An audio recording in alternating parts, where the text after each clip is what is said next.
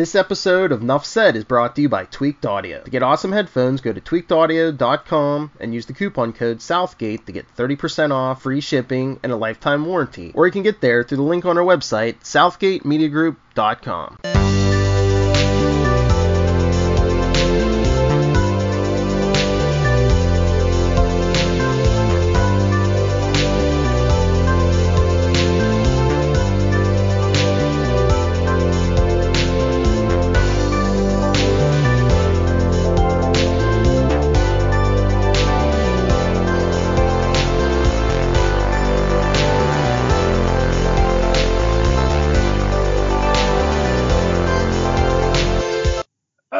Me hearties, and welcome once again to Full Steam Ahead.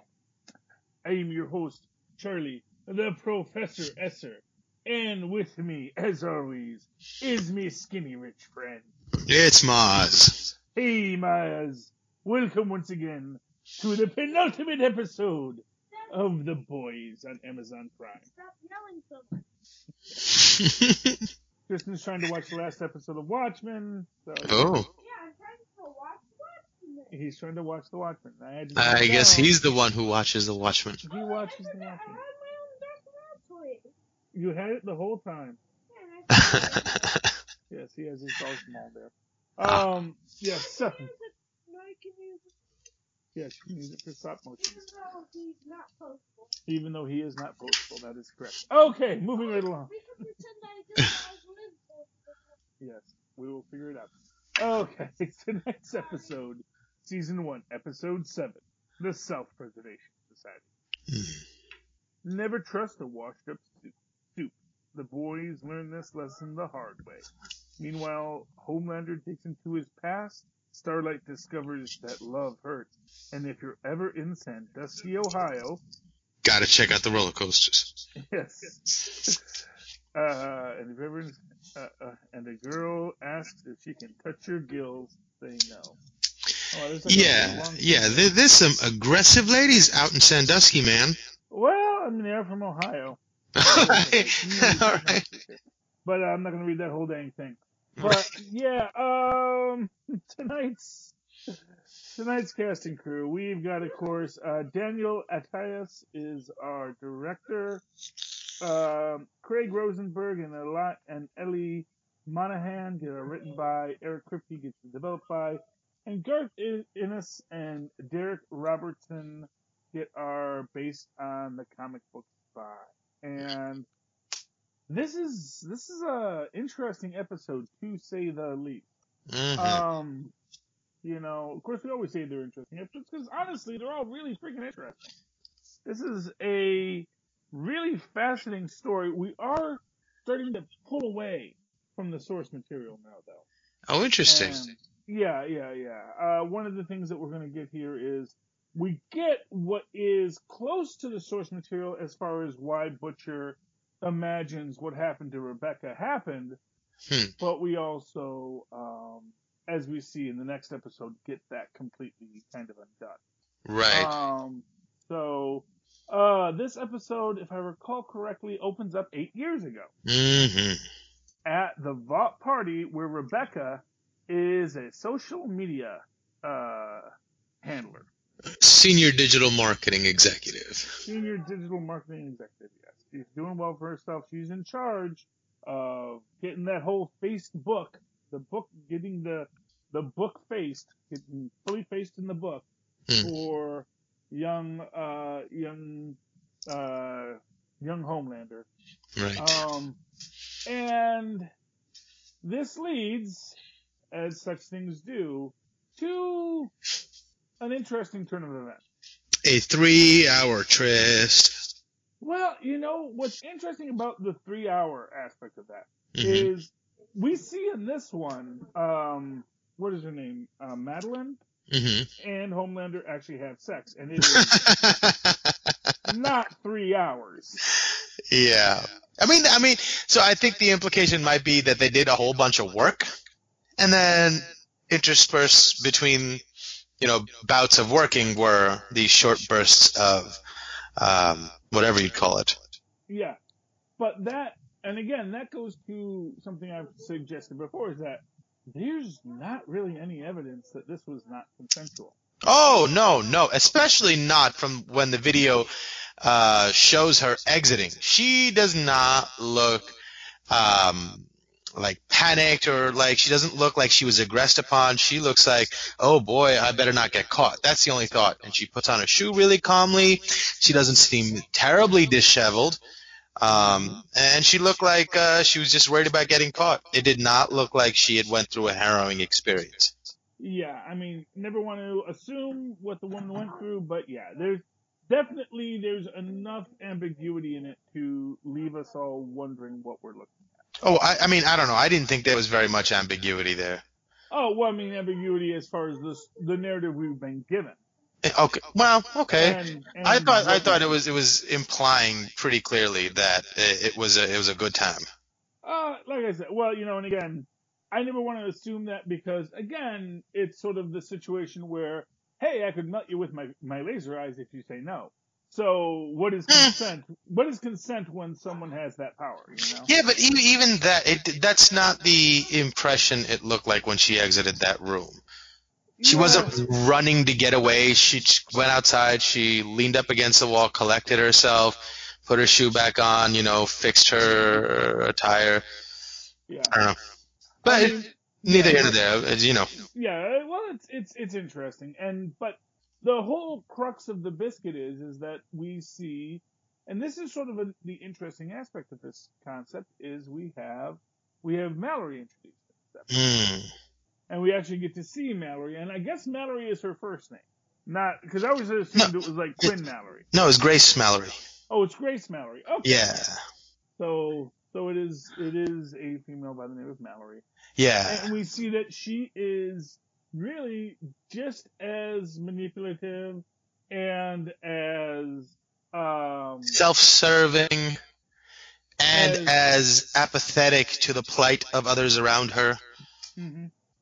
Exactly. I mean, he did learn from her, so I mean, he is a refraction of that ethos, I guess, Yeah, exactly. I mean, he is. Okay. Anyway, sorry, Tristan. Come on, be good. Sorry, he's just distracted. So yeah, Mallory comes in, sort of brings him into this world where it's like, and where you almost get the idea that maybe, I mean, we don't know what he was doing before this. We don't know, but you almost get like this kind of interesting parallel between him and Huey, in the sense that they both had this person they loved taken from them, and someone manipulates that loss into a desire for revenge. So now, one question that appears to me immediately is what is Mallory's motivation? What was her defining moment that turned her onto this path to go after the soups? Does the comic books give you any of that? Well, I really don't know. I haven't read the comic book, so I honestly don't even know if Mallory is a character in the comics. Interesting. To put a little dot on the I. I really don't know. And just watch the show, Tristan. Anyway, so the question that we get here is Billy Butcher a bad guy or a person who's been hurt? Well, and then it's like sort of asking you to ask yourself the same questions about Homelander. Exactly. And like, is he just like Homelander? Well, and I think, I mean, we get the idea when Homelander visits Dr. Vogel. Yeah. Or Vogelbaum, sorry. Yeah. And Vogel makes the point about when you raise a child without its mother, or when you raise the animals without the mother, they get meat. You know? Are those Rorschach? Yeah. They're all terrorists. Tristan, Mozz hasn't seen the show yet, so no spoilers for him. Sorry, Mozz. That's all right. Anyway. Yeah, it's interesting. They completely played up the father-son aspect there, and you could see it coming. I was like, oh, I bet you that's the guy who raised him. Yeah, yeah. Well, and I think that's the same actor we see from the other side of the window. Yeah. Oh, When okay. he's Right, there right, with right, his right, little right. blue blanket. You know, his plush mommy rather than his wire mommy. Mm. Yeah, it is. It's a difficult process for Homelander, but we also see that Homelander, especially as the story progresses, how much he is separated from his own, how much he sees himself as so far above The mud every people, as he calls them. exactly, which is a delightful play on it because of course obviously Homelander, blonde hair, blue eyes. You think he's a white Right. supremacist, but no, he's a superhuman supremacist. He's Magneto. Yeah, and even more so, he's even like himself supremacist. He thinks, I Yes. mean, he clearly is more powerful than all of the other superheroes. Well, to be fair, I get the feeling that this whole plan of his is gonna backfire. Well, I mean, Because we saw him. Well, no, because here's the thing. Here's the problem with creating supervillains. mm, Okay, Doctor Manhattan is, of course, a not Doctor Manhattan. Sorry, I'm watching TV. Homelander is, of course, a superhero, a superhuman of amazing powers. He got that perfect genetic lottery that meant that when he got the Compound V, everything came to him. Now, when Compound V has been given to other people, the results are not so much. But once you start randomly dispersing this Compound V, the chances of someone getting something that can defeat Homelander becomes exponential. And so this guy that they've created who's basically Radioactive Man, he blows up just like Radioactive Man did. Not the Simpsons Radioactive Man, the Radioactive Man of China, which was essentially China's attempt to essentially recreate a Hulk. They basically exposed this guy to so much radiation, he's got super strength and super power, but then every so often he gets too hot and he reaches critical mass and explodes. Yeah, but this guy can just explode like that, and it is just a guess by Homelander that the first time this guy explodes in front of him, Homelander's going to survive it. yeah. Yeah, it's like, oh, well, I've suffered all these other things before, but also we have to remember the man can't see through zinc. Well, it seems like they said it was a long and arduous process, and there was a lot of research and whatnot involved, a lot of failed attempts involved. So I'm sure, and then he's pointing to the fact that it's harder to do it on humans. So I'm sure there wasn't any program that did it with children, waiting 30 years to bear fruit. That's not quite what he said. What he said was there were a lot of mistakes and errors, which means they created a lot of monsters that ate themselves. Or, that didn't survive. That's the implication I got. Right, okay. But not that there were experiments, not that they were trying, it was just literally just randomly dosing people. But we're getting ahead of ourselves because before that, we've got the fact that the entire crew gets outed. Right. Mesmer, basically just to try and get back in with Vought's good graces, hands over the phone. He took everyone's picture. He knows everybody. And, from Hugh, because they already burned Frenchie, but now everyone gets burned. Mother's Milk, etc. And they all got to go to ground. And, man, and meanwhile, the female is becoming human again for herself. And you can see how much that means to her. And again, the female is this character who you're like, oh man, if someone is gonna utterly destroy Homelander, it may well be the female. Oh, we can call it Kimiko now. Oh, Kimiko, yes. I call it, because to me that's her superhero name. Oh, is it? Interesting. Well, I don't know if it is, but that's what she's like, the female. Oh, gotcha. But, I dig it. There's some female. But, she has a name! She does have a name. Her name is Kimiko. And the thing about Kimiko is she is, she has Wolverine's healing factor. And actually, even more than that, she seems to have Mr. Immortal's healing factor. Mhm. which means you can kill her and then she just gets back up. And then it just becomes this question of what can break Homelander's skin?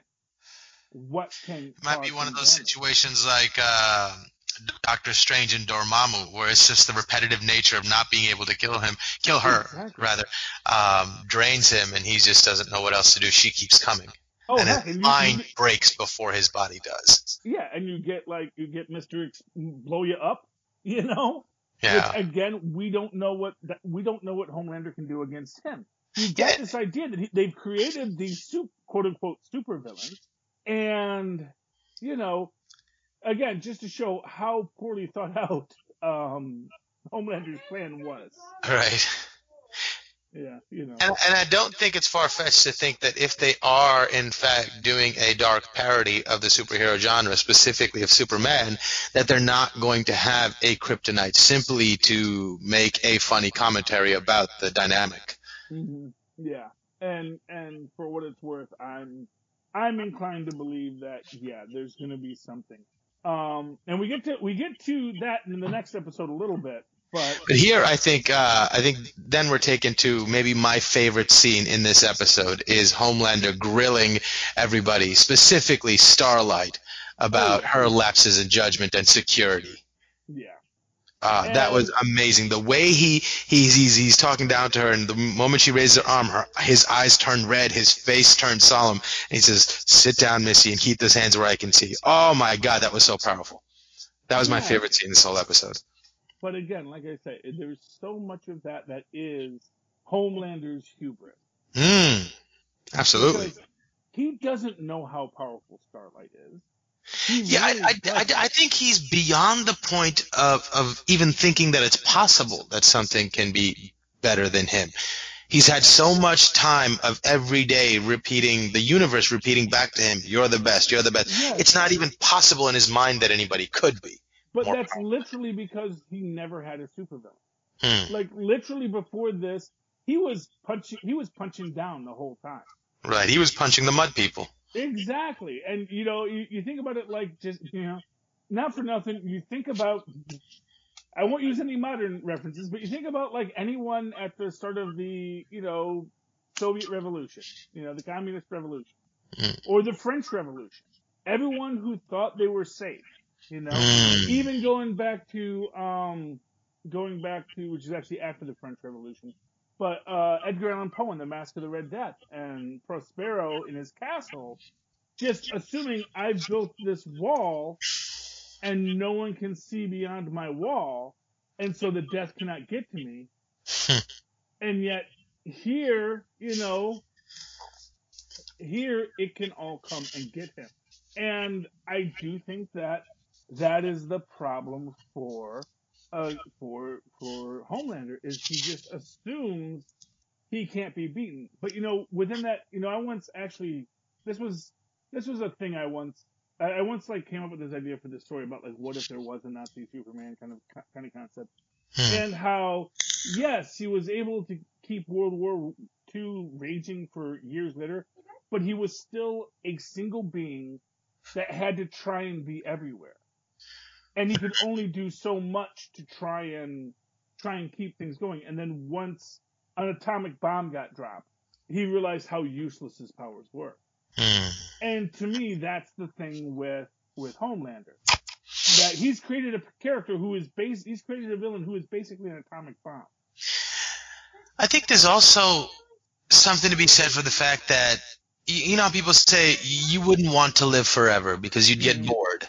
The mortality is what makes things exciting. And to some extent, I think he feels the same way about having to constantly fight people that don't challenge him. Nothing is ever a challenge for him. So he's not getting to flex his muscles. So part of him is bored. And you know how people say like self-destruction is the more interesting path, to people of a certain bend. And to him, it's just like, it's better than possibly facing death is better than, having no challenge. So he's gone out and created a bunch of titans for him to fight. And so he has a reason to exist. So he's not just a poster boy. So he's creating a rogues gallery simply so the world does need him. More so than to please Madeline or to please the shareholders of Vought. Yeah, exactly. Um, I can't once again, either put something on TV and sit down and lay down, or go to your room. Why? Because I don't need you running around throwing things away or doing whatever it is you're doing right now. I need you to. I want you to lay down and go to bed. It's way past your bedtime. Oh, sorry, Mozz. That's okay. I don't know what you're doing with those. They don't need to be washed. Just put them down. Like, anyway, I'm sorry. I'm trying to focus on this show, and I got this little jumping on everything. That's quite all Anyway, right. no, that's never all right. Anyway, moving back to the story at hand. I think from there, I think we're taken to Sandusky, Ohio. A-Train calling Oh, A-Train. Huey. Yeah, that's the one I wanted to get to. Yeah, A-Train calls Huey and lets him know, hey, I'm hanging out with your dear old pa, and you better get down here pretty quick, or I'll run through him faster than I did your girlfriend. Yeah, except it's good, but just prior to this, we get what is essentially the crux of what's going on with A-Train, which is that his bone density, his heart is enlarged. He's basically killing himself on the compound V. That he is not going to survive anything that he can't survive what he's doing to himself. And part of me at this point was thinking, it's like, yeah, the health risks are one thing, but the risk of Homelander catching you doing it is way worse. Do whatever you want, sis. Do whatever you want. So I thought that was going to be the angle we were going to go, that he was going to get caught by Homelander. Well, no, I actually think he's gonna. We know exactly what happens. That was my thought at that point. I thought it's like, oh boy, Homelander told you he'd be watching you, and I bet you he probably was. Well, no, because again, that's what I get to about Homelander. He's just a physical being. Right. It doesn't matter that he can hear, a fly fart in Tuscaloosa. There's a whole other thing involved with hearing a fly fart in Tuscaloosa. Yeah, you've got to parse through the noise. Well, exactly. And so if he's not in the immediate area to hear that fly fart, to know what A-Train's doing, if he's not trying to follow A-Train, he's not going to know what the heck A-Train's doing. Yeah, no, but I just meant as far as when he comes to that meeting, he's going to be able to tell, Like he already knows A-Train's on the V. Right. If he sees him, he's going to know, oh, you did the V. Well, yeah, exactly. And he's well aware of everything A-Train's been up to. Yeah. And, oh, man, that is actually that is part of the story, is A-Train. Was that in this where A-Train admits he's the one who killed Top Claw? Yeah. It's when he it's so great. It's like he's already sort of on the verge, and then when Huey pulls out the blue vial, it just sends his brain into overdrive, and he's not himself anymore. It's immediate. You could see the V clawing its hooks into his brain, and all of a sudden he's a different person. Yeah. And because he's a junkie, man. Mm-hmm. He's a junkie, and it's like Mother Milk says, I've been around enough junkies to know a kid when I see one. See, this poses an interesting question. Like, none of the soups, it seems, are aware that Compound V gives them their power, right? Like, it doesn't seem like Maeve's aware. Starlight's obviously not aware. I don't think the Deep is aware, and I'm not sure who's aware of what. Right? That's the question. It's like, I don't know if Maeve's aware or not. Basically, I get the feeling it's one of these things like it's an open secret once you've been around a while. Yeah, but nobody else has tried to keep on enhancing their powers by using. You know what I mean? Well, because nobody else's job is to be the fastest man alive. So, for example, if you're the Deep, your job is to be the king of the ocean. Right, you're not measured constantly. Yeah, if there aren't 6 other guys trying to be the king of the ocean, you're fine, And as we see, it's not exactly a prime gig he has. It's so funny. It's like the double slit experiment. The photon is fine until you try observing it and measuring it, and then it breaks. That's funny. Yeah, exactly, and that is, I think, where these guys find themselves, and we see that with A-Train versus what's his name, Shockwave. Shockwave, yeah. Yeah, where already they're saying Shockwave's the fastest man alive, because not for nothing, A-Train gets a compound fracture. Again, because his bone density was so weak. Which means he actually was probably risking breaking his own legs while he was running. Yeah, that's the other thing. When he was pulling that train, I was like, "Oh boy, I can just." Because as disgusting as that scene to watch was, when the female cranked him with that lead pipe and had his thigh bone sticking out of his leg, that was rough. And I was like, "Oh my god!" As disgusting, as horrifying as that was to watch, I bet you they're going to give us another really disgusting scene with him breaking his leg. Every time he pushed, I thought it was going to break. Yeah, well, I'm guessing that the compound V, gives you that extra, that even as it's weakening your bones, I guess when you're on it, maybe it's like, you're feeling no pain. But the other thing is, it's an interesting question. It's like, how long has it been since the rest of the story progresses from the time that Huey, watches the female break his leg to the next scene where he's pulling the train? Like, it doesn't seem like it's been more than a day or two in everybody else's life. And his bones are fused together already? Well, that's what his brother says. It's like, that's crazy. I know you're doing the V again. Because he's doing the V, I just find it hard that even with the V that is possible at all. Well, look how fast the female healed. Look how fast Kimiko healed. Yeah, I guess that's true. It's like, if this thing is accelerating everything, it's going to accelerate his healing, but it may not heal right, and that's sort of the thing about healing. It's the Deadpool problem, The Deadpool has this awesome healing, but his body never heals back. It like always heals with scars and tumors and bones, whatever. He's just he's constantly torn apart by his own healing factor. And you compare that to Wolverine, who kind of always resets to factory default. He heals, but it's always a clean heal. He doesn't get scars. He doesn't get his constant cellular regeneration doesn't lead to cancer the way that Deadpool does. And so I'm getting the feeling that if you're like Kimiko, that healing factor is going to heal true. But if you're doing the V to get yourself healed, it's like when Wolverine takes the mutant growth hormone at the end of Old Man Logan, and he burns himself out, but he gets super powerful for that moment, but it's going to burn him out. And that's sort of what A-Train's doing here, as we see, I think, this next episode, what happens to A-Train. This is another interesting question now that you bring, how healing works. Now, in Kimiko's case, when she dies, her body dies, her synapses stop firing, and then it's imbued with life again, electric charge or whatever. Mm-hmm. Do those memories go away and she comes back? Shouldn't it be sort of like, if you're restoring to factory settings, that it should be a new consciousness? Well, no, because, I guess the memories are still there in the brain? Well, yeah, I mean, however memories are stored, yeah, they just stick around. I mean, it comes into that basic question. Comes into the basic question: is there a soul attached to this body? Yeah. So it's like Deadpool. When Deadpool dies, and then he like crosses over the veil and he sees death, and he like gets to be with his lady love for a minute, and then immediately gets pulled back into his body, and gets pulled back from death.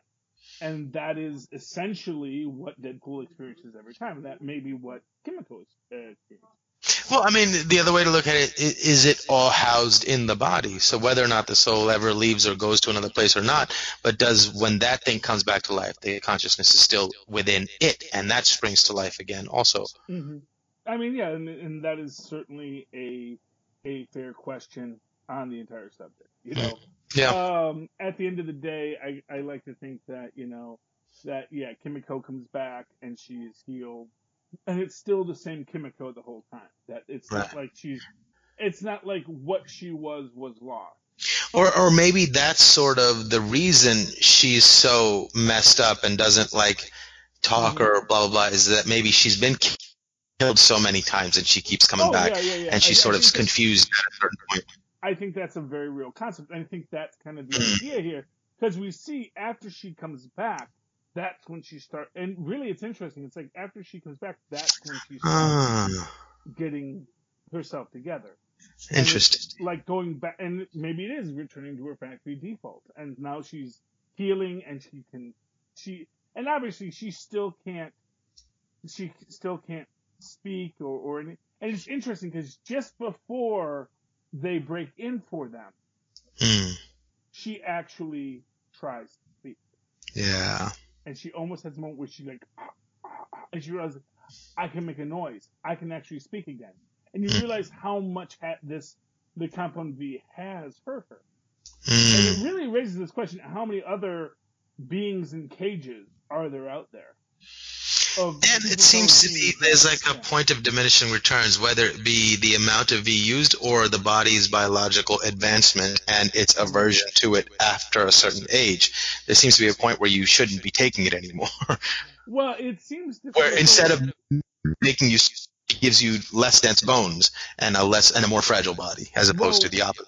Well, I think so. Actually, I'm going to go out on a limb on this. Okay.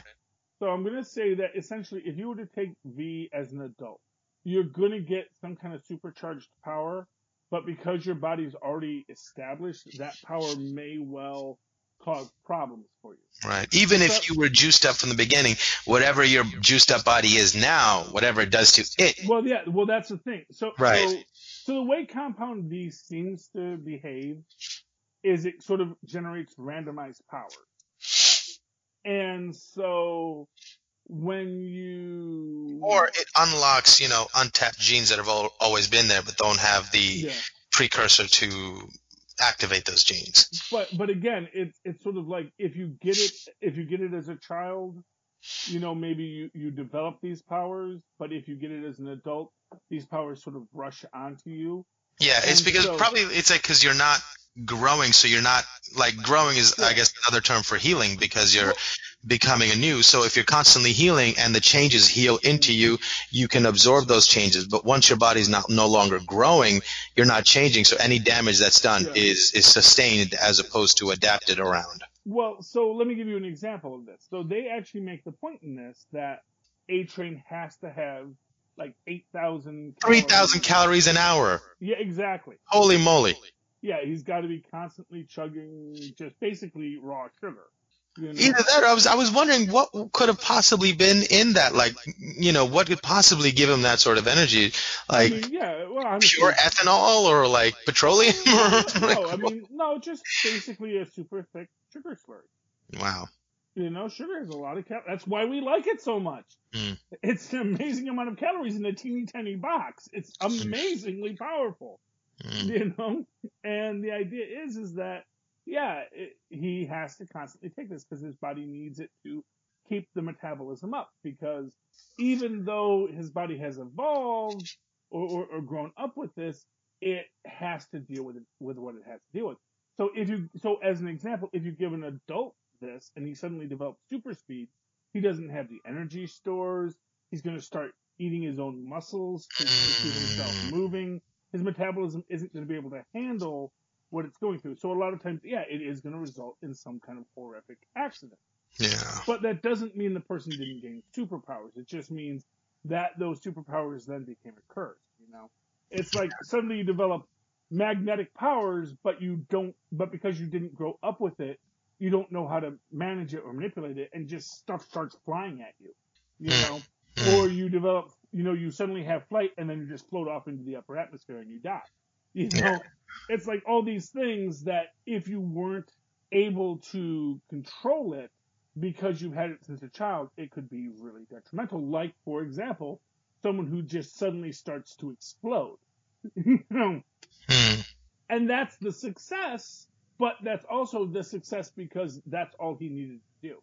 And it was a simple power, but again, a super destructive power.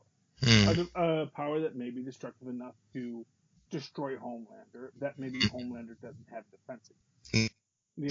Especially if we start imagining that, a guy that can generate that kind of heat within his own body and that explosion within his own body may not be susceptible to something like heat vision.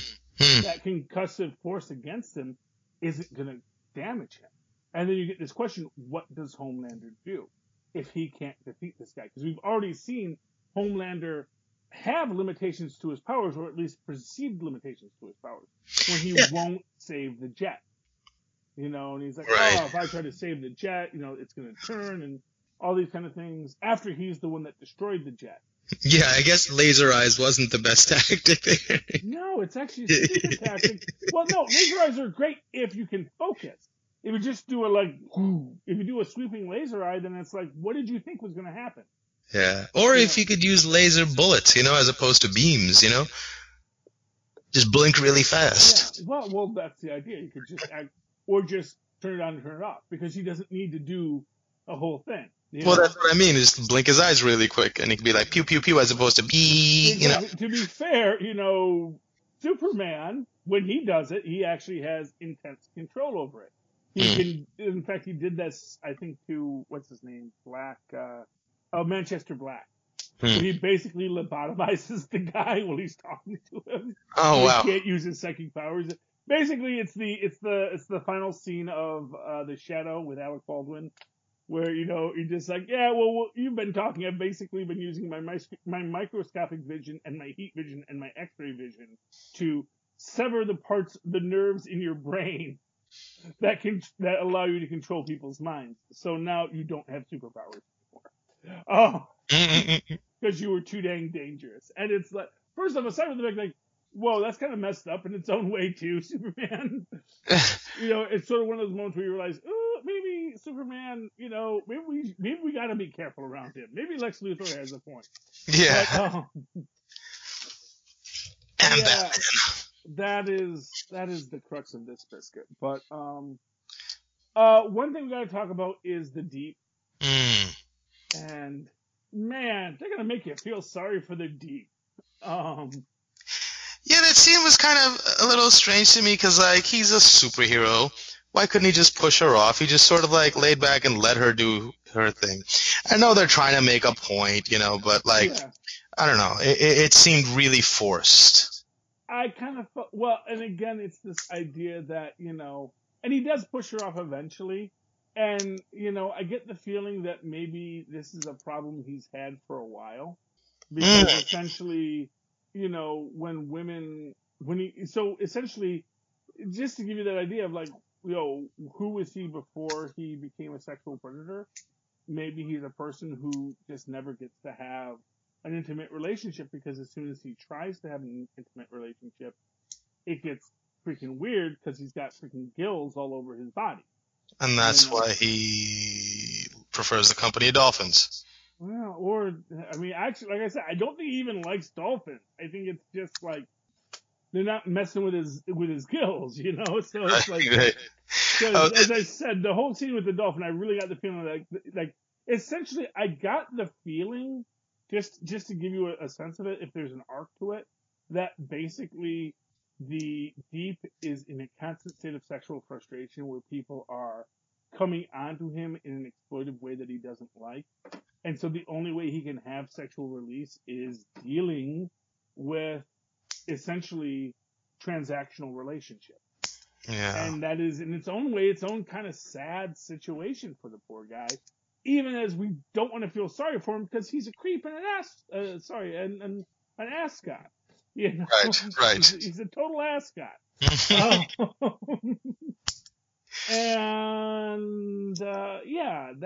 So it's interesting how he gets to this situation where someone just wants to be with him because they're a soup boinker. And more than that, she seems to be enthralled by how strange it is and how much of a freak he is. Exactly. She's like someone who goes to a location to seek out the diminutive person who flies their comfort. Yeah. Now, there's anything wrong with that. It's just you should always be polite when you're doing it. That's all I'm saying. But, going into that idea, yeah, so that's the Deep situation. And like I said, I love the fact they sent it to Sandusky, Ohio. And they make all the... And again, growing up in Michigan, Sandusky, it's like the one part of Ohio that people in Michigan actually like and accept as a good place. Because it has Cedar Point, the Amazement Park, and all kinds of... It's its own little place, and you gotta love it. And like I said, there is a SeaWorld down there, and just the idea that just how devastated he is, because he really wants to, he wants to wants to lead a group of dolphins into the, to handle things, and then, in the military, and it's like, no, you're not getting called up. You're a pariah. We're going to keep you alive because you have value to us, and we don't want you out there. I don't necessarily think is that they believe he has any value. They just think that the damage that could be done to the brand by having him, appear as like one of the 7 could be so weak. Well, is honestly, like, you can't let him die. You can't fire him. All you can do is put him in purgatory. That's the safest PR move. Well, I mean, I think his argument would be that let me be a hero again. We tried that, but you're bad at it. Look, you tried to save a lobster from the grocery store and was a terrible job at that. Well, he didn't say what he was going to do, and I don't know what he was going to do. Well, no, but I mean, you should plan for. He's just really inept at almost everything. Yeah, and he really wasn't going to do much with that lobster, as we said. It's fresh water in Ohio. There's not a place to release a lobster back into the ocean in Ohio. Yeah. The best he could have done is packed it in ice and had it shipped to Maine and put in the ocean in Maine before it wandered into another trap. Yeah, I mean, I wonder sometimes how he even got on the 7. He's lucky that in an alternative universe there was a comic book hero called Aquaman, and they needed a parody of him. Yeah, I mean, that is is essentially, yes. I mean, obviously, yes. Although one can argue, 3/4 of the planet is covered by water. A water-based hero. It's sort of like, do you ever watch the cartoon Tick on Fox? Yes. And there was a character on that called the Sewer Urchin. And the whole time, every time you see him, he said, well, I'm this, and they make him talk like Rain Man. So he's like, oh, I'm definitely, gonna do this. And he's like always this like weird little guy in every scene. But then there's one episode where the Tick and Arthur and Dick Flattermouse, because Batmanuel is in the live action one. Because that was, he couldn't use characters he created anymore because they were now property of Fox. Even in another Fox property, he couldn't translate them because it was just all kinds of crazy issues. Yes, but they go into the sewers and suddenly he's like completely capable because now he's in his environment. And that's the problem for the deep. It's like if he was in the ocean, if he was Aquaman, if he had an undersea kingdom, right? If he was an independent being fighting things in the ocean, he would be a top tier hero. But because they keep him on land. Or even if there were other people down there with him to mingle with, if there were, any other humans who were able to breathe underwater, even if they didn't have superpowers, I mean, like he would never come out to land because he really doesn't like it on land. Well, I think he likes human company because he's a humanoid. I think he likes company. Well, yeah, but I think honestly, if there was a person who had gills. Yeah. I think he would be very happy. If there was one other human being who had gills, who could be with him, regardless of who that person was, I think he would say, this is all I need. And I think it's this immense loneliness. And that's what we get from the Deep in this episode, which is like, how dare you make us feel this bad for this guy who is really making his own bed every time he makes it. But at the same time, yes, he is also terribly lonely. Oh, it hurts me to have sympathy for him. But anyway, that's the Deep. But, so obvious, and, here's what I'll say is we do get that Butcher has a heart, because when Mother's Milk pulls out the fact that, look, I think that they were absolutely willing to give us everything we wanted, and you bailed because they couldn't give you Homelander's head on a platter. And it eats at him, and he realizes, okay, and he makes the deal, and they all get, all their families get protected by the CIA, so they can't be hurt or because after they've been burned. But at the same time, they all don't get to be cared for. And yeah, what do you think that happens in that situation? Because they've made the legal issue a non-issue, there's no reason to come back at the family. So I think they're probably safe, right? Well, essentially, once the superpowered terrorist shows up. Right. And now, is that next episode or is that this episode? I want to say it's next episode, so let's hold off Okay. on that for next episode because I think that has a whole quality that we got to talk about here. Because I think actually no, you know what? I think it has to be this episode, right? Because this is the episode where we get the Madeline, where Homelander explains to Madeline that he was the one who created them. Right. That's yeah. Yeah, it's when you watch two at a time, it gets a little confusing, but A little bit, yeah. yeah. So right now, yeah, because I think at the same time you have the fact that Mother's Milk and Frenchie get captured, and then Hugh's got to figure out how he's going to save them, and that's what we get in the next episode. Right. Because he confronts Starlight, and she rejects him, and we see what we're going to do next. Okay. Oh yeah. So this episode ends, of course, with Huey going to meet Starlight alone, and while they're talking, Butcher shows up and shoots her with a 50 cal, just standing. I know, because it's so insane. It's got a sniper rifle. It's like a dumb bullet, and he knows it's a dumb bullet for her. And that's the thing about it. It's like she can be mad about it, but everyone knows she's bulletproof. Right. So it's like, yeah, that was that, but I think it was much more hilarious to me that he had a gun like that and he was shooting it, just holding it up. Oh. Okay. I don't know if that's possible. That sounds so ridiculous. The kickback on that must be so insane. And he's not a super. That seems like such a ridiculous concept to me. Oh, well, I have, first off, he's not using it in fully automatic mode. He's using it. No. It's a sniper rifle. There's no fully automatic mode. It's a sniper rifle. He shoots her with a giant 50 cal out of a sniper rifle. Everything can have a fully automatic mode. It probably would have taught me anything. But, and they actually do I think he was what he had. Oh, I don't know if it was a bolt action or not, but I don't think a gun like that can go fully automatic. No, it wasn't bolt action. I actually think it had a clip. Right. Okay. I think it was an automatic, and he was firing one shot at a time. So essentially, and he doesn't shoulder it. And he has it pretty much on his shoulder. That's how he's shooting it. No, I thought he has it at his side. So that essentially it rocks back with his shoulder when he fires it. Yeah, but I don't know. A gun that powerful, it just seems ridiculous. It just seems like I said, I can't speak to that specifically.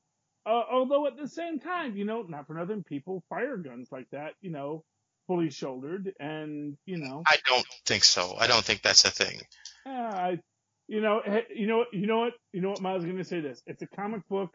It's definitely one of those. But I thought that was one of those comic booky things that was worth bringing up because it was so ridiculous. Yeah, like I said, I guess to me it didn't look as ridiculous. It didn't look like it was outside the premise of normality. But it completely caught me off guard. I was like, that's insane.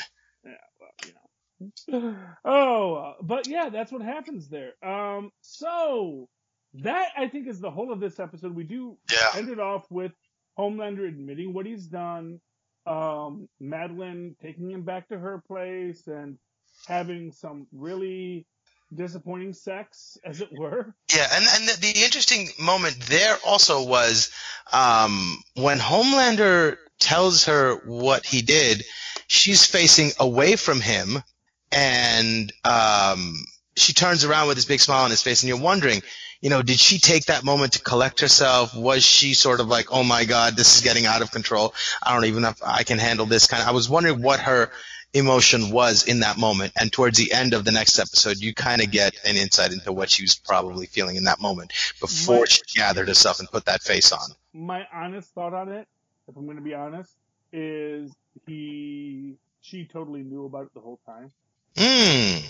Of course she did, right? Well, because you're not taking Compound V out of freaking Vought headquarters without. I'm sure they track that stuff, Yeah, Let's be but clear it is here. one of those situations where Homelander, like when he did to, the girl at the computer desk, and he's like, listen, I'm Homelander, you're going to do what I say. And I'm sure people did what he told them to and didn't say nothing. Yeah, but It's at the entirely same, possible. But I mean, I felt like she took a moment to gather herself. Maybe she didn't know. I felt like she was sort of like trying to find her footing on new ground in that moment. I mean, that is a possibility, but I think that she turns the situation again to her advantage, like she Oh, always of course, of course. does. At least for then. Although then she says something, and That's again, this is one of the things. Like Vogelbaum's story is I mean, it's an adapted version of the comic book version. So in the comic book version, it's essentially what we see happen to Rebecca. Except in that situation, it's actually they're in their living room, they're in their bedroom, and then it happens. And then he has to, Rebecca dies, and Butcher has to kill the baby. Well, he doesn't have to kill the baby. He makes a choice to kill the baby. right. Oh wow. Yeah. Well, because it just killed his wife, and it's clearly not his kid. Right. Although again, arguably maybe an assumption in its own right. And he had sort of the precedent, the moral precedent in his mind of being against all soups. So it's an easily justifiable thing according to that narrative. Yeah, well, I'm trying to remember now if Compound V was actually a known quantity in the comic book. Oh, interesting. Because part of me thinks it was sort of like the super soldier serum in Captain America. Right. Where it was sort of something that got created during World War II, and they had this compound that could give you superpowers. I mean... Yeah, isn't there something, I was seeing a video, there's another character in the universe that was the original one because the Nazis did create the Compound V, and there's a character that is almost as powerful as Homelander. I mean, it's entirely possible. Like I said, I haven't read a lot of the books, so. But, for all that, even though I haven't read the books, I love what we're doing here, and I love the stories we're getting. Yeah. And I'm looking forward to where it goes next. Because this was the penultimate episode. Take a drink, everyone. Hey, and do you want to get to the hardest working person in showbiz today? I'm going to give my hardest working person in show business today to, I'm going to give it, where's the deep on this? Who was the actor? Oh, interesting. Yeah. I'm going to give it to Chase Crawford. I really feel Chase, I mean, he is pathetic, yes. But he plays it so well, where he's clearly a person who is just, I mean, he is, he is definitely a guy who, I forget who played Stifler in the American Pie films. Oh yeah, he used to have a real memorable name. It was everywhere at one point. It was one of these Von Van kind of names. Yeah. But he, Stifler is such a loser, but was played so well by that actor. And I kind of feel like what this he's like if Stifler was a superhero, and it's like I said, how dare they make me feel sorry for this guy? Yeah. But at the same time, I guess at the end of the day, that's maybe the story, is that all these people are the products of their environment. See, I think but with the deep, I think there's also a responsibility to be better. That's the only time that I can find pity for you, is if you're taking this constant messing up that you're doing and that you're learning from it and you're getting better. If you're not making an actual effort to be better, how dare I have any sympathy for you? But who's ever told him he had to be better? Wow. He never had an Uncle Ben. And for what it's worth, that is the crux of the Homelander story in this, is that he was raised in a box. He was raised without love. So why should he ever have developed a human attachment? Right. And because he has no human attachment, he is who he is. And yeah, maybe it is a semi-self-destructive, self-aggrandizing idea. Like, I need a supervillain to fight. I am so sick of random criminals I have to punch. Yeah. I want to, I'm tired of having to kill some guy, and just because I can, I want someone that when I shoot him can punch back. And it seems like he is simply a product of our society. and the little pockets where the bad feelings exist in all of us collect and coalesce and express themselves as this, but he's really a reflection of everything that's wrong with society. He's just every bad thought taken to the nth degree. Yeah, and I think maybe on some real level, that's what all these characters end up doing. Yeah, and we're complicit and responsible as much as they are. Well, I don't know if I'd go that far. Well, okay, maybe not as, but Yeah, I mean, we shoulder some of it. We certainly haven't made the world any easier, but at the same time, I think that, holding human beings with great power to accountability is actually kind of in the vogue right now. Mm. And really recognizing those great words Stan Lee once wrote, that those with the most power have the greatest responsibility, is maybe where society is moving to and evolving to. Right. And in this story of the boys, what we see is people who never got that message. Mm. Either because even if they got the message, it was then stomped out because someone else told them, whatever you want, you got it. Yeah. And basically the child actor syndrome, which is again why it's so great to have Haley Joel Osment as Mesmer. The idea of, the guy who was told at one point anything he wants he can have, and then suddenly to have not have it come back. And again, much like the Deep, finds himself in a spot where he has a power, but that is not visually, that's a really great power. And in fact, an amazing power that could maybe be used to help billions of people, but instead, because it's not visually satisfying, because it doesn't make for a good comic book, essentially, Yeah. he gets shuffled off to the side. Yeah, I mean, right now he could be helping us, maybe affect global warming by somehow using his powers to recap the ice. Oh, who? The Deep. Yeah. I don't know if his powers go that far, but if nothing else, he could. I mean. I don't know. Yeah, I mean, to be fair, he seems to want to protect the oceans, but he also, it's like this thing. He's not from the ocean. Right. He has this amazing set of powers in the ocean, but it's not like that's his home. It's like he's sort of like, oh wow, I can live here, but it's like if you suddenly realized you could speak an alien language, and then you went to that alien language, that alien planet, and you could like interact with all the aliens there, but you yourself are never going to be an alien. And no matter what, the dolphins there see you as an interesting, trick, and the humans back on your own planet just see you as a freak. So no matter where you go, you have no home because you are of two worlds. Right. And that's why I say he's the hardest working man in show business, because how dare you make me feel sorry for this guy? I dig it. My hardest working actor in show business goes to Anthony Starr playing Homelander.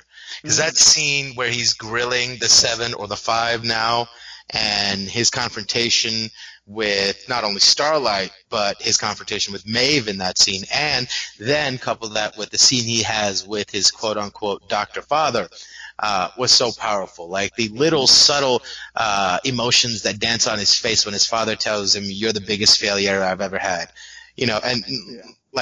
Contrasted against the moment before where he's at full chest-pumping pride saying, "I'm the best superhero there ever was," and he goes, "You're the biggest failure I have." And to watch that moment land and actually hurt him was pretty amazing. And sort of like gives a little vignette into what his actual weakness is his emotions. Yeah, I mean, without a doubt, it just, I mean, he was great in it. I mean, it's, and for what it's worth, it's the two ends of the spectrum. It's the person who is, so in this sense, both men are horrible. Both men are horrible because they've lived their whole lives in separation from the world around them. And it seems like one doesn't know what to take pride in, and one has too much pride to go around. Exactly. Anyway, that is the penultimate episode. Take a drink. Of The Boys. Mozz and I are going to be wrapping up The Boys in a little bit. Then we're going to be looking at a new project to do. Ooh. So I have my top 3 for our next show. Mozz, do you have a top 3? I mean, you suggested one that spoke to me so much that I'm just going to make that all my 3 picks. It's Okay. should I say it now? Yeah, we Or can say it. okay, So, yeah, because you suggested Black Mirror, and Black as soon Mirror. as I saw that, I was like, oh my God, yes, I would love to do that. That's such a great series, and it's so ripe for philosophical debate about ideas of identity and morality, and that I'm super super excited to get into these conversations. Yeah, so Dark Mirror is one of my picks. Black Mirror. Black Mirror. Sorry, Black Mirror. No, a new Dark Mirror. That's a completely different show. No, Black Mirror is definitely one of the shows that I would like us to do as a pitch. I think it has a lot of advantages, not the least of which is it has this backlog catalog with no overarching story. So we can literally pick and choose random episodes to do while we're waiting for, as an example, The Boys to come back or to find the next show we want to do. So it's a great filler to do the entire time that we're doing other things when we can't do Well, that's a great point. So then we should come up with something else as well. Yes. So the other option, and this is, I'm gonna be honest, this is what Phil's pushing for. Phil and Lilith both want us to do The Mandalorian. And I also want to do the Mandalorian. And Tristan also wants us to do The Mandalorian. Yeah, I'll do The Mandalorian because I've been meaning to watch it, and I just recently, and I'm not a big Star Wars fan, but I just recently watched Rogue One because I got Disney Plus, and man, oh man, did I love that movie. Mm-hmm. It was so good. It was so good. I tell you, I think that Star Wars is doing its best stuff in its expanded universe outside of the entire Skywalker, Game of Thrones storyline. And I think, even this is, and I think more fans might see this as, even though I never saw the prequels, more fans might see this as a good prequel series. Okay, yeah, I mean, it does set up everything after Empire Strikes Back, but before, or not Empire Strikes Back, everything after Return of the Jedi, but before The Force Awakens. Yeah. So it actually is kind of the Rogue One of the final set of 3 sequels. So we're still waiting to see if we're going to see Baby Yoda in that new movie coming out on the 20th. Now we might see the Mandalorian or Boba Fett. Anyone we could see. Then the third option, this is my suggestion. It's only 6 episodes, and it is such a good show. It's a real shame that it's actually encapsulated because it is set to a book that's done, which is Good Omens. We might see the return of the Shadow Guard. I don't know if you've seen it or heard of it, but man, Good Omens is amazing. What's Good Omens? Good Omens is a film. It's a series. David Tennant plays a demon called Azrael. I forget the name of the actor who plays the angel, and I also forget the angel's name. Oh, yeah, that seemed really cheesy and cornbally. Is it good? Oh, it is amazing. Huh. It is amazing. Have you ever read anything by Terry Pratchett? No. Me neither. No. But have you ever read anything by Douglas Adams? No. Okay. That's The Hitchhiker's Guide to the Galaxy. Oh, I did read that, yes. Okay. Star Wars movie, we might get like a little Shadow Guard or some other old characters. We'll see what they have in the new movie. But we might even see a Force Ghost Anakin. I can guarantee there will be a Force Ghost Anakin at some point. Pretty much guarantee. But so it's a really interesting thing. If you like here's the thing. If you like flippant comedy about religion and God and a universe in which there is a God and there is a devil and it's bogged down by bureaucratic nonsense, this might be the series for you. So it really speaks to me because to me the idea of cosmic bureaucracy is to me just the most brilliant idea in the Omniverse. Oh, I see the callback to Hitchhiker's Guide to the Galaxy now. Exactly. Oh, I see what you're saying. Yeah, I dig it. There's all these things on these cosmic levels, but then, there's a form and there's a procedure and there's middlemen and people who fall between the cracks and where they live between the cracks. And when things are on a cosmic time. And so I love Good Omens. Honestly, I'm going to say Good Omens is my first pick. Mandalorian is maybe second, but then I had to put right in the middle of it. So it's like one and a half, two, is Black Mirror, because I love Black Mirror in the sense that, first of all, I haven't watched a lot of the Black. I've watched like 2 or 3 of the episodes. Oh, really? Oh my God! Are you in for a treat? My God! I hear so many good things. It's like, it would give me an excuse to watch it. And like I said, we can pick random episodes. You don't have to follow any order. Yeah. And we can just say, we're going to do season 1, episode 3, and we're going to do season 4, episode 6. Oh yeah, and I can come up with like a best of list and like an order in which they should be watched, to sort of, because some of them, like the technology that's introduced, informs other episodes. And so oh my God, yeah, I'm super excited about. The only other show that I can think of, it's like a show that was on Stars last year. It was on for 2 seasons and it got canceled. But in my opinion, it was the most interesting, most exciting new show on TV with some of the best writing I've ever seen. Unbelievable show. Was it an anthology, or was it? No, it was just a show that sort of had a continuing narrative. But it was about, in the 1940s, Germany had discovered a portal into another dimension, or rather, they did an experiment that bifurcated our world into 2. So there was another universe, another dimension that was birthed because of this weird experiment. And they have a tunnel where people travel back and forth. And there was sort of like the CIA type organization set up to trade information back and forth to other worlds.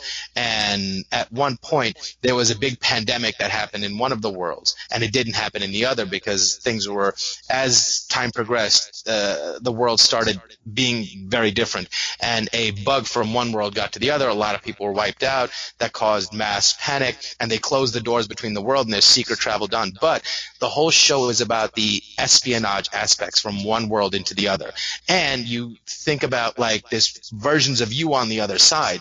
So think about the possibilities of a different version of you coming into your world and kidnapping your world, replacing people. So all these sorts of things. It's an old school spy thriller, because the digital age doesn't come into play, because the connection between the worlds is very analog.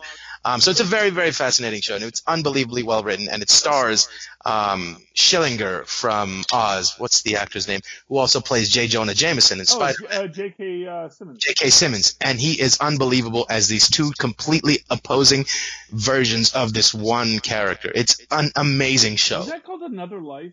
No, it was called Counterpart. Oh, Counterpart. That's okay. Yes. One of the best new TV shows ever, and I'm sad it got canceled, but I'd be up for reviewing that. I don't know how many people have even heard of that show, but more people should. So, our loyal listeners, these are your choices to vote on. You have Counterpart, starring J.K. Simmons. You have The Mandalorian from Disney. You have... Choose The Mandalorian! You have Good Omens from the good folks at Amazon, and Terry Pratchett and not Dave Gibbons. No, Good Omens. It's by the guy who did The Sandman. Why am I blanking on his name? I'm forgetting his name. Anyway, he's the guy that Neil Gaiman. There we go. Neil Gaiman. Neil Gaiman and Terry Pratchett wrote that together, and it is beautiful. Oh, or Black Mirror, the sci-fi dystopic, dark backwards universe that is all the rage on the Netflix. And well, I mean, I think that is one that I think we should just agree to do, like in betweens, and every now and then let's do one of those. I think we need a solid show. I think it's too good not to do, and we should do something else on the regular as well. And I like your idea from jumping to episodes and having the freedom to do that. So tell you what, while everyone's voting, why don't you and I next week? I want you to pick 2 episodes from the Dark Mirror or the Black Mirror for us to do. We will review those 2 episodes for 2 weeks. Well, everyone is deciding what we'll do in the meantime. Yes, that sounds okay. But in the meantime, I want all of you out there to vote. If you want The Mandalorian, you go shout at us. Do The Mandalorian, you schmendricks. And we're just gestures here for your amusement, so your bidding is our command. So that is how I live my life. Okay, Mozz, we've run real long now. And we Yep. got a whole other episode to do. So where can people find you if they'd like to? Or they can email me at mozzmanzor@gmail.com or find me on Facebook under Mozz Manzor. That's MOZZMANZOOR. And of course, you can always write to me that old-fashioned email way the way Mozz and Mozz once did at superconnectivityblog@gmail.com. That's superconnectivityblog, all one word, @gmail.com. And of course, follow me on the Twitters as I live tweet things, although I haven't recently, although sometimes I do, at Charlie Esser. That's CharlieEsser. Look for the 2 E's in the middle. For quality. Bing! Ah, you filthy landlubbers! You've come along for another journey. And now we're finishing up this episode. Fine. And you can go about your business as you go ashore. But dock with us next week, me hearties, for another episode of Full Stream of Head.